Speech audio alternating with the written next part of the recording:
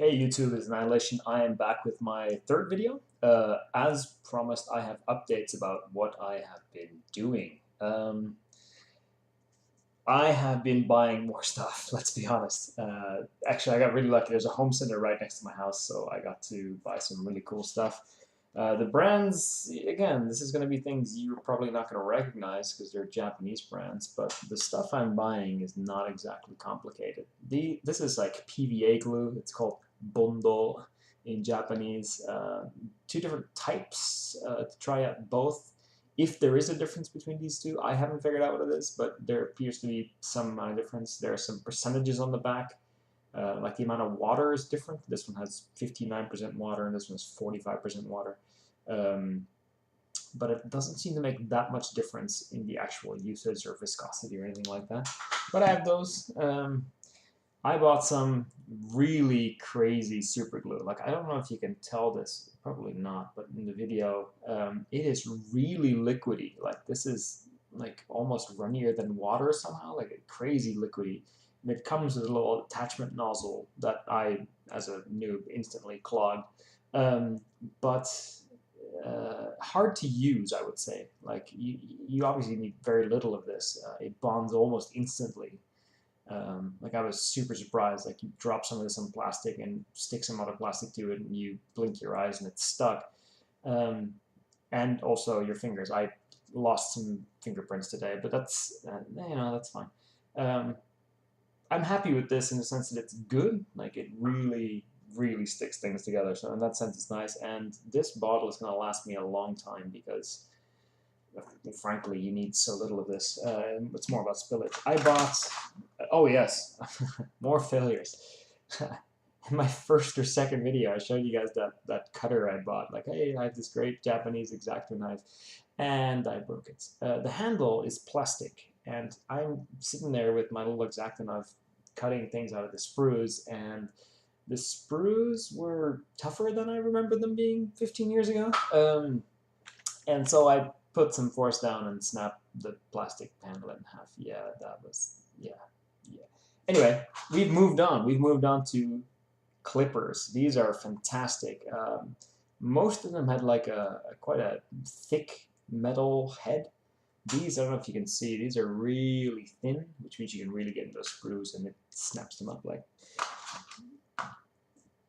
I need an analogy, help me. It snaps sprued plastic like, I don't know, cultist snap bones, whatever.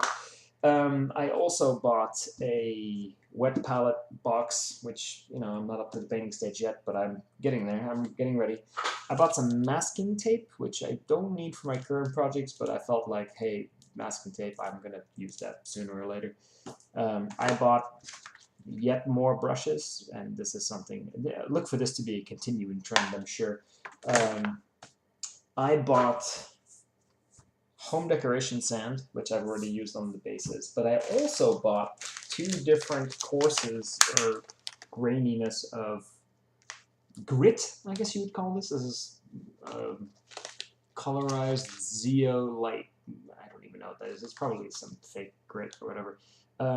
But basically, I have three different grain sizes now, which is really nice because you can sort of gradate the bases, so you're not just blowing up just sand on it or whatever. And I can actually show you my progress. I've actually made some progress. Oh, and sorry, you won't be able to see this, but I bought a light, which is why my face is much better lit than it was in the other videos. Like I said, I'm going to make a Swarm Lord. Sorry, I keep saying Tyrant Guard, but it's Swarm Lord and Orruk Megaboss. Orruk currently looks like this. I put together most of him. I really debated painting him bit by bit, especially because he has so much armor on him that his actual fleshy bits are really sort of deep into the model. I'm not sure I'll be able to reach them with brushes that well. So I was going to do it in parts, but it being my first model back, I was like, no, just put them together, get him primed, get him on a base, and just, enjoy painting him. So I'm going to just enjoy painting him. The one thing I will say is there are some details, like he's got like this necklace thing with like tiny little skulls and a thing on his left pauldron, and his head, which goes, I don't know if you can see, his head goes in that metal-looking jaw bit, and you can barely see it. So I kept those off for the time being, thinking I might paint them separately. We'll see how that goes. This guy goes on, oh, sorry, and I have my Swarm Lord partially done. You can see some of my basing efforts. This has obviously not been primed yet, so the basing colors, forget about that. This is just the standard sand color. The Swarm Lord, you'll notice, has no arms, and again, the tiny little like finger spikes on his chest and feet haven't been added yet. The reason he has no arms is because I was kind of looking forward to giving him 4 bone swords. The problem is, and I'll show you these bone swords that come with the model are not the same bone swords that used to come with the model. He comes with these bone swords. These you can get 4 of. These, hang on, can I get this in focus? Hello? Maybe. This is not a great camera. Anyway, he comes with these bone swords. They look sort of like scimitars with a serrated edge. The bone sword I remember is this one, which is bigger and badder and more unique. It looks less like a blade and more like a hacking tool, as you might expect from the Tyranids. And I was kind of hoping for 4 of these. As it happens, there is only 1 of these in the box on the sprues. His other arm, this is his right arm. The other one is like a whip thing, a lash, which not interested. So I'm not sure what I'm going to do with him.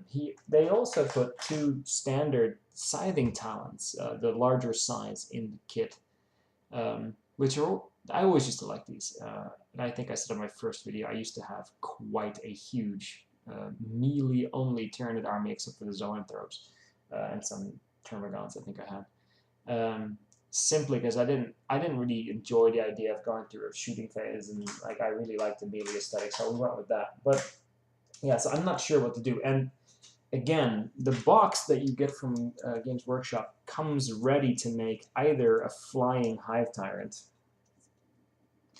or the Swarm Lord. And the temptation to put these, frankly, awesome wings on the Swarm Lord is like real. Like I'm sitting here going, I'm not going to play anyway. I'm in it for the modeling and the painting. These wings are baller. Like, let's put these wings on. But I haven't made any final decisions, and part of that is down to those bone swords. Anyway, so there's that. And then the base for Orruk Megaboss, which is what I was going to show you earlier, is I mean, I'm new to basing. I've never based anything. We used to just slap these things on bases and use them in D&D and things like that. But I did something special. I was out. I live in Japan. I was out at Mount Fuji last Sunday, in fact, a week ago. And you're not supposed to, but I picked up 2 of the volcanic rocks. They're actually really reddish brown. That won't show up on the camera very well either. But I put them on this base. It's going to be a snow-based thing, so ignore the fact that it just looks like a bunch of PVA glue. There's some grit in there. I'm going to try and make this work. But you see his footprints there. I'm going to work on that too. But basically, he goes there. And I think that is going to look badass. And it'll be special, you know, like it'll be, this guy will have a special base at Mount Fuji Rocks. Like, who's going to have that? Just basically people who live in Japan and do this, which is not really that many people. And then how many of those are on YouTube? Probably none, to be honest, or at least none that speak English. So that is my progress, and I am ecstatic with it. I'm really happy with it. It's not good. Like I had some problems with the modeling. I had some problems. Actually, I cut off. You can't see this either. Orruk Megaboss has bits of like slapped on armor in like rough teeth shapes, and I sliced off the tips of 2 of those because I'm not used to this. I'm bad at this. I'm new to this, which is the purpose of this channel. So I'm sharing with you my failures. So let's see, 3 failures today. I pulled off my fingerprints with super glue. I broke my X-Acto knife, and I sliced some plastic off my Orruk Megaboss. And yeah, I'm happy as hell. We'll see you next time.